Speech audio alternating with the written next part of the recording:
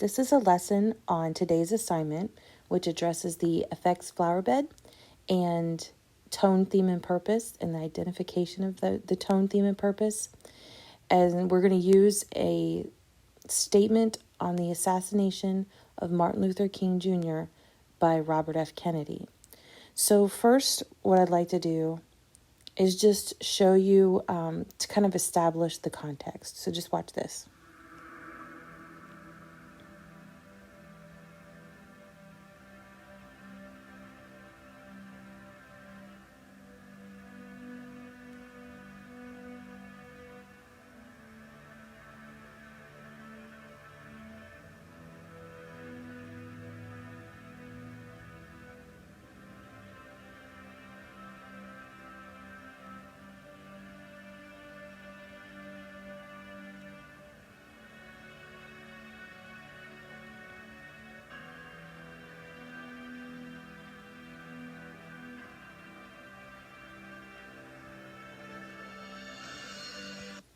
Okay, so that's the context. Robert F. Kennedy, this was a terrible, dark moment in American history, and he knew the weight of what it was that he was going to have to tell these people who loved and valued Martin Luther King Jr. and who saw him as kind of a savior of their people and someone who could lead them out of oppression. So this is the analysis tool. You have a copy of this in Google Classroom that is editable by you. You can type in it and that will work out fine. So simply at the top, you'll put your name, but then you'll put the speaker, Robert F. Kennedy, and then the title is just the statement on the assassination of Martin Luther King Jr. And you just watched the context, RFK on the campaign trail in Indianapolis, and supposed to speak to a group of African American voters. So Martin Luther King Jr. has just been shot and murdered. And I think it's interesting that, politicians have speechwriters. And this just hit so close to home for RFK that this comes from his heart. These were his words. So many words from the presidents that these speeches that come from them, they don't really come from them. They come from some speechwriter. So he was scribbling in his notes and he delivered this. And so that's the context. So what you have here, I just want to show you kind of as a whole. It's not very long. It's just this right here. This far left column has the entire text of the speech. And in the center column, where it says technique, right next to where there's repetition, for example, right here,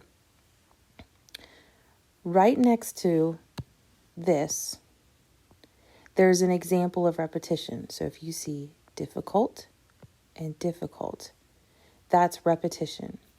So what I want you guys to do is take the text, knowing that the technique is repetition, and your work is really focused on this column here.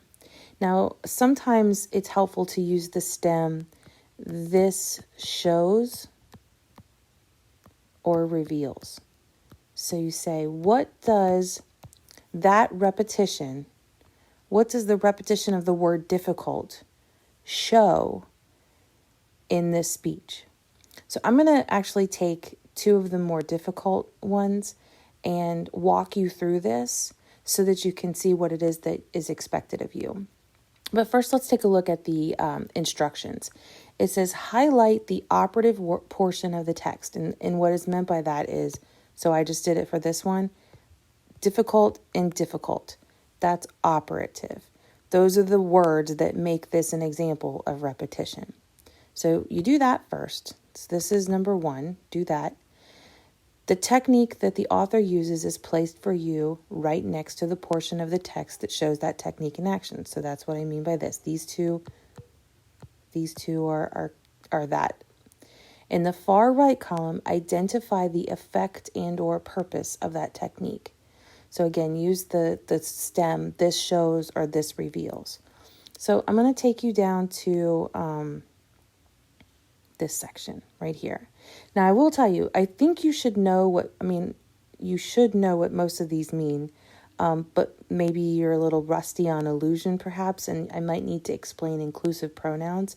But if you don't know what something means, you should look it up and then define it, such as the case right here. So an illusion, if you didn't know, an illusion is a reference to another work that connects thematically to this work. So I'm going to go ahead and go back to the speech, and we're going to watch it up to this point.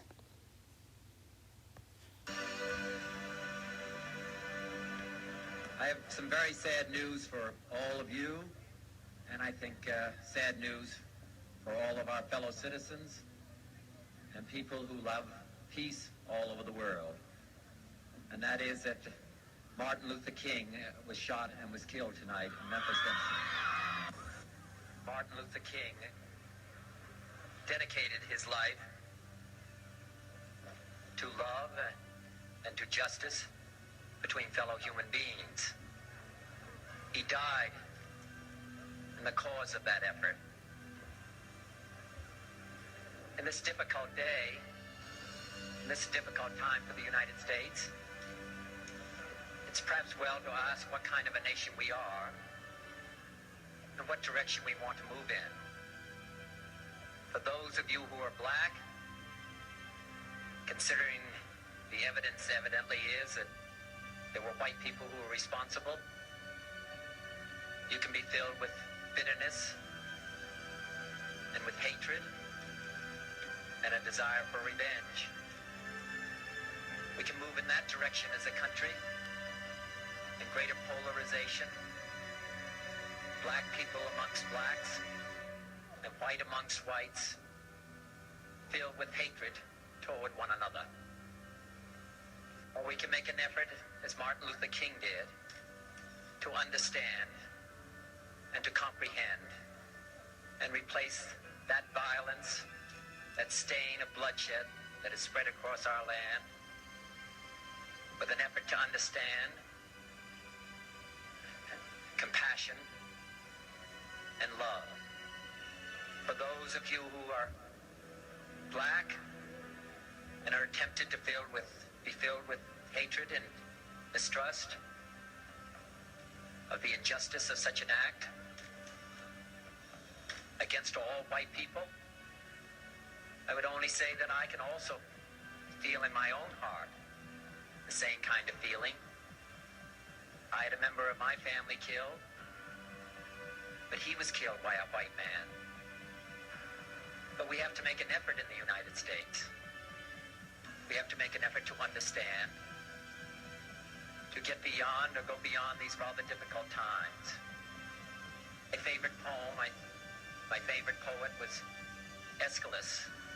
He once wrote,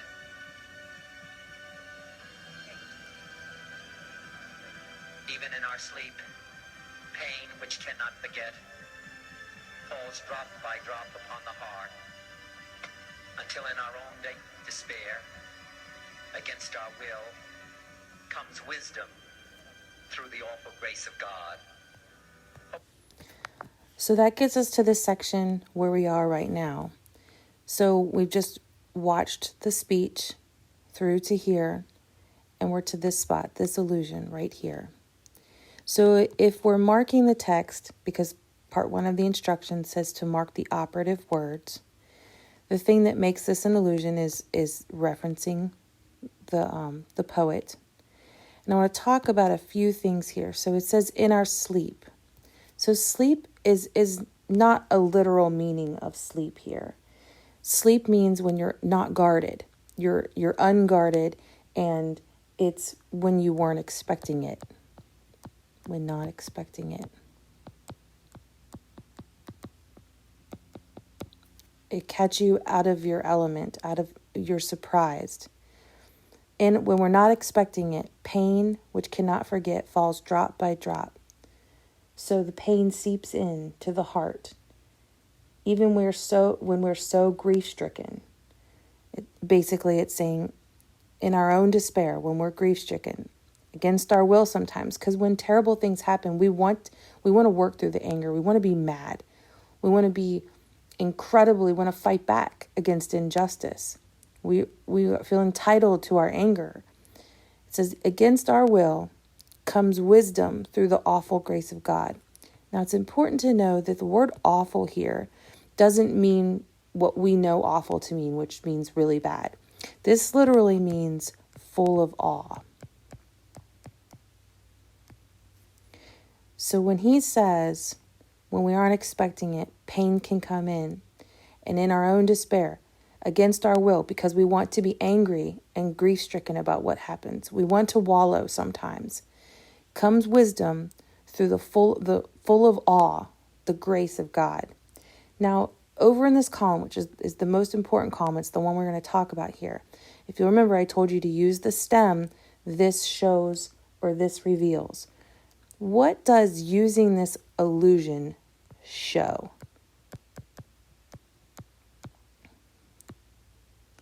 I think it shows that Robert F. Kennedy has audience awareness.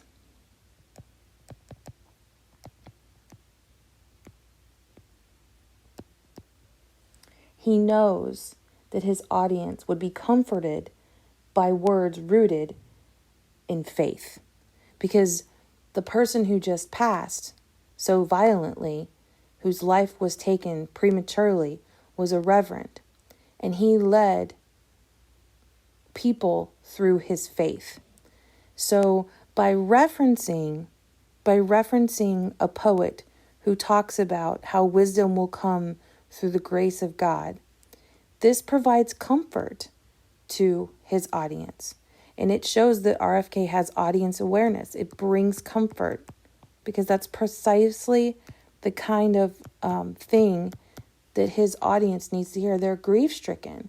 This is terrible news. It turns the tide.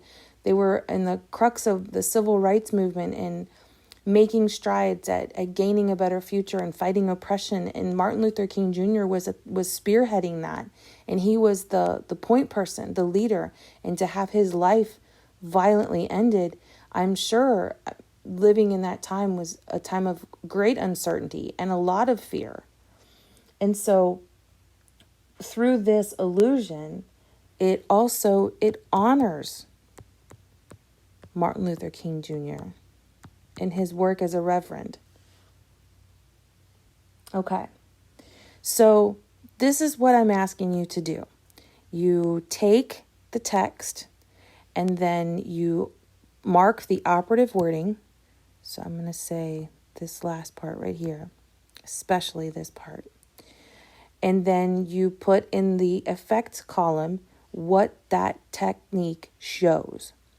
So I'm going to go back. I'm just going to show you one more example so that you feel ready to do it on your own. So this is the next bit.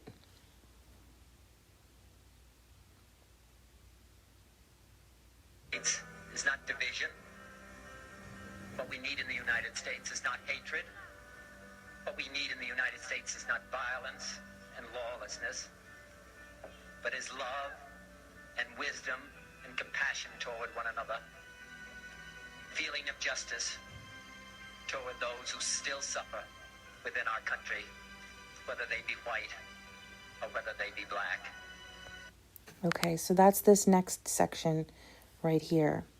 He says what we need. So inclusive pronouns are noun pronouns like we, our, us. They're including people. There's a sense of kind of togetherness, and we're all in this together. So if you look over at the text, the operative word is what we need. We as Americans, we as African Americans, and then people who are lining with African Americans in their cause and their fight for justice and against oppression. We, all of us in that group, need not hatred. What we need is not violence. So even within this, there's like repetition. And it shows this contrast of what we do not need is hatred and violence and lawlessness, but what we do need is love and wisdom and compassion towards one another. So all of this wording here is shows a sense of solidarity. Solidarity means like what you can see from the word. It means solid. So this shows solidarity. We are in this together. And that's a big thing coming from RFK. I mean, he was in a position of leadership. Arguably, he was from one of the most prominent and important families in American politics at the time. His brother is John F. Kennedy. He has another brother who's Senator Ted Kennedy. I mean, they're known as the Camelot, which they rule on high. So, I mean, here RFK is in a position of power and leadership. And he is aligning himself with the crowd he's speaking to, and by extension, all African Americans in the United States who are feeling a great sense of loss and grief in that moment. And by using inclusive pronouns like we, our, or us, he is saying to them, I am with you. I am here alongside you, not as just your leader, but as an American who is outraged at this and who's grieving with you. And what we need, though, is to, and then he outlines what he needs and what he needs as an American. And the thing is he is more likely to get what he is searching to get if he is aligned with them. So he, you saw from the beginning of it, against police advice, he was told not to go into the crowd, because there was a chance that he himself, as kind of a point person for leadership and as a white man, could really, really be in a place of danger. And so by him standing up in front of them and saying advice to the nation and to these people to not resort to violence and lawlessness, he's more likely to get that end result if they feel like he is with them and hearing them and honoring Martin Luther King Jr.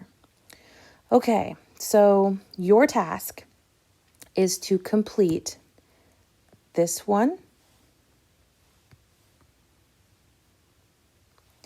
this one, and this one. Do exactly what I did with these that have left. So I have a link in Google Classroom to this speech. And so what you'll do is we're 4 minutes and 16 seconds into it. So you can finish watching the speech, and then you can do the analysis of these. And again, use the stems, use this shows or this reveals. And I think that will help you get to better content. I'll be in the Google Meet. Let me know if you have any questions.